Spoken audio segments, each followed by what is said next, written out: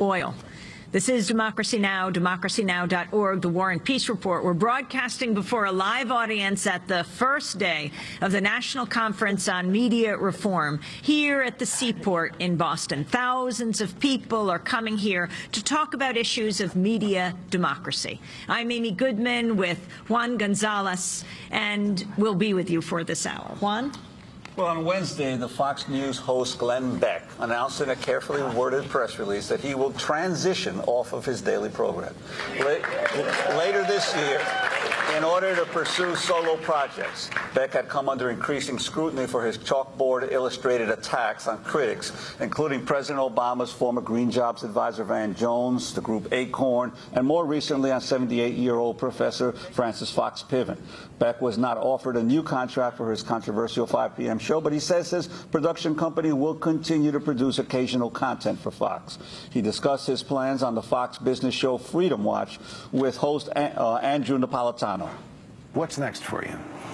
I have some things that you're allowed to reveal. Really, no, you know what, I will tell you this. I'm working on some things with Fox, some specials, et cetera, but I am so tempted to say this to all those who say, oh, celebrate. You are going to pray for the days of 5 p.m. You are going to pray for the days. You're going to look back and go, what? Are you telling me bigger, better, and more Beck than we've been accustomed to? I'm saying that... Fox News Chairman Roger Ailes denied economic pressure played a role in Fox's decision to let Beck go. But major advertisers have stayed away from Beck's show since 2009 when he claimed President Obama has, quote, a deep-seated hatred of white people or the white culture. I think has exposed himself as a guy over and over and over again who has a deep-seated hatred for white people or the white culture. I don't know what it is, but you can't sit in a pew with Jeremiah Wright for 20 years and not hear some of that stuff and not have it wash over. But listen, you can't say he doesn't like white people. David Axelrod's white. Rahm Emanuel's his chief of staff are white. I think 70% of the people that we see every day are white. Robert Gibbs is white. I'm not saying that he doesn't like white people. I'm saying he has a problem. This guy is, I believe, a racist. Look at the way. Look at the things that he has been surrounded by. Aside from this, let's give his new Green Job czar. The guy is again black liberation theology, a black nationalist who is also an avowed communist. He comes in and he puts that guy in. Well, wait a minute. How many people with this kind of philosophy do you need to have in your life before we start to say, "Show me your friends, and I'll show you your future"? Right. Glenn Beck in 2009 talking on his Fox show. Well, our next guest knows all about Beck's financial liability to Fox. James Rucker's co-founder of ColorOfChange. His group led the economic boycott of Beck's show that prompted as many as 300 companies to abandon the program. He's joining us now. James, thanks for joining us. Talk about what happened. Were you surprised with this announcement? We weren't surprised, although we didn't know when it would happen. I mean, the strategy from the very beginning was to make Beck an economic liability for Fox. Everyday people, black, brown, and otherwise, white and otherwise, found what Beck was doing in terms of race baiting and deceiving to be quite a problem. Of course, this was something that Fox News had become accustomed to practicing. For major brands, our goal was to make this a liability, to ask a company like Clorox or Lowe's or Men's Wearhouse, do you feel comfortable with your brand being associated with, essentially underwriting this kind of rhetoric that Beck is putting out? Once the advertisers started to leave, many in the media, and mainstream media in particular, wondered, well, can this actually work? One, will companies continue to leave? And then once they leave, will they just come back in 6 months or so? And so the focus was on making sure that over the long haul, none of them came back. And the ad revenue that comes from the ad slots on Beck's show, the idea was to diminish that value, which did happen. Investors started wondering, how are you sustaining this? How does this make sense that you're able to charge a lot more on a different program when Beck is supposed to be this great figure? So at the end of the day, we knew over time it would become a liability that you'd have to recognize, but we didn't know it would come now, and it was definitely great news. But how exactly did you do it? I mean, how did you approach these guys? Yeah, so the first thing we did was we went to our members, and what you just played. The quote speaks for itself. our members were enraged. What we did is we took that energy to the advertisers, first looking at them as partners. We said, look, we understand you're not choosing shows because of the message. You want to market a product. But what you're actually doing is enabling this. And our members have a problem with that. Will you distance yourself from Beck? And at first, we got a handful in about a week's time to do that. It was also, it was kind of, the idea was to come hard quickly, but in a way that treated them as a partner. There were some who said, look, we're not left, we're not right. And we said this is not a left-right issue. It's about decency. It's about not race baiting. It's about being, responsible as a news organization that Fox says they are. Now, when these companies pulled out, did they notify you that they were doing it, or did they just suddenly disappear in their advertising? No, some eventually started disappearing. They would avoid the conversation. Initially, we made sure we could document every conversation, and we got people to a point where they would say, yeah, we'll pull back. Sometimes it took thousands of phone calls. We had members call, a few thousand calls, say, in a few hours, to echo this point that they have a responsibility to their consumer base to not be enabling what Glenn Beck was doing. And so there was a kind of snowballing effect. And in the course of a few weeks, there were maybe 30 or 40 companies. The number peaked at around 300 or so, and it stayed there ever since. Well, there's been some who criticize what they call clicktivism, that this attempt basically to organize a mass movement basically through internet messages or letters or calls. Your sense of how this has developed with Color of Change, because you've had quite a few successes now in terms of being able to build movements and pressure that you helped to spawn as well. Presente, which then started the campaign against Lou Dobbs, another very successful campaign.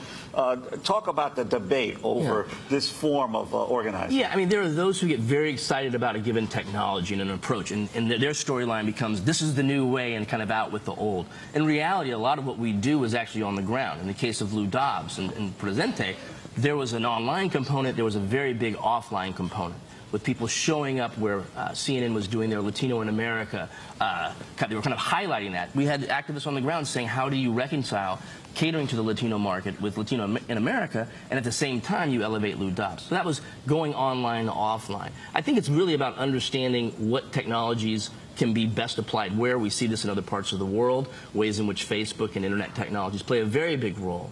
I think it's not an either or. I think the importance is to see what you can actually accomplish. Just going back to what you were talking about before, net neutrality, we couldn't have pulled off something like this Glenn Beck victory without an open internet. Do you think we could run advertisements that talk about what Glenn Beck is doing? Could we speak directly to our members and new members using commercial media? We can't. And we saw that in play big time with the Dobbs campaign. We had ads we simply couldn't run anywhere except the internet because of corporate control. What are you working on now? Oh, there's never a dull moment.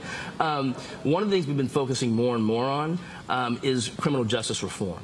The case of the Gina 6, which was kind of a big campaign that we participated in and led in many ways, was just the tip of the iceberg, just kind of a particularly problematic example of the disparities that people face with the criminal justice system. We're really, at the end of the day, trying to build political power and social change power for our constituents. In the case of Color of Change, it's African Americans and allies. With Presente, it's Latinos and allies. But there are so many ways in which systemic kind of infrastructural concerns really hurt our communities. The idea is to create opportunities where people power can make a difference. And that was the case with Glenn Beck. Almost 300,000 people participated, some online, some on the phone, and some on the ground as well. And you're also launching a campaign around the Huffington Post? Yeah, which is actually completed. This is plays into the same conversation of Beck, actually. Andrew Breitbart, who's famous for the takedown of Shirley Sherrod, Acorn, using deceptively edited video. Again, someone who lies and race baits, like our friend Glenn Beck.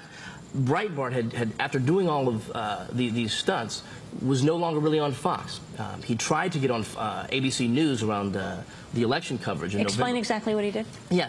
So in the case of Shirley Sherrod, he took a video, a few minutes of video, where she, as a supposedly a USDA official, was talking about discriminating against white farmers.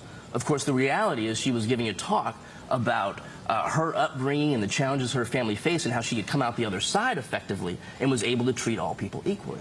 Andrew Breitbart twisted this, put this on via Fox, actually, and several other news outlets ran right along with it. And Shirley Sherrod, within an hour or two, lost her job. The NAACP was now seen as this purveyor of racism. Once the full tape became available, it was clear, oh, this is all a hoax. This was all made up. And Breitbart didn't apologize. He just dug in his heels, and he discredited himself. Same with Acorn. The idea is pimps and prostitutes can go basically get cover at Acorn. Again, not at all the case. Normally you discover that a year, 6 months later, the damage has been done. So Breitbart basically ruined his brand. Wasn't going to be taken seriously. He tried to kind of rehabilitate his brand with ABC News around election time. We and Credo Action and some others teamed together, Media Matters as well, to make sure that that didn't happen. And it didn't happen. They ejected him from their coverage. A few weeks ago, I guess maybe a month ago, Breitbart shows up on the cover of the Huffington Post twice. And so we went to people we know who were at the Post and said, explain to us what's happening, because this is not about elevating the voice of someone on the right. This is elevating the voice of someone who lies and race baits repeatedly. This doesn't make sense. So we ran a campaign again, basically calling on the Huffington Post to drop him, and they did, actually, after he kind of did his Breitbart crazy thing, going after Van Jones, who hasn't been with Color of Change for years, but trying to make that the point of the discussion. It didn't work, and he's now no longer able to be on the front page. Well, and your hopes here in terms of the conference and what you're hoping to accomplish in terms of the development of Color of Change and the key issues that you think that this conference needs to address? Yeah, well, from an organizing perspective, to hold government officials accountable, to hold corporations accountable, in the case of like a Glenn Beck, you need people connected. You need to have access that's not selective, and you certainly can't have corporate gatekeepers. And so much of what this conference is about is building kind of people power, building infrastructure that enables everyday people to hold government accountable, to not allow corporations and government to control what we say, what gets heard, and how prominent a given piece of speech is. So it's the issues that are being covered at this conference are actually critical to the kind of work that we do and to democracy. Thanks very much to James Rucker. He is co-founder of Color of Change. We're broadcasting for a live audience in Boston at the World Trade Center at the Seaport. It's the beginning of the National Conference on Media Reform. When we come back, we're also going to find out what's been happening in Wisconsin with John Nichols of both FreePress.net, The Nation magazine, and long-time, many-generation Wisconsinites. Stay with us.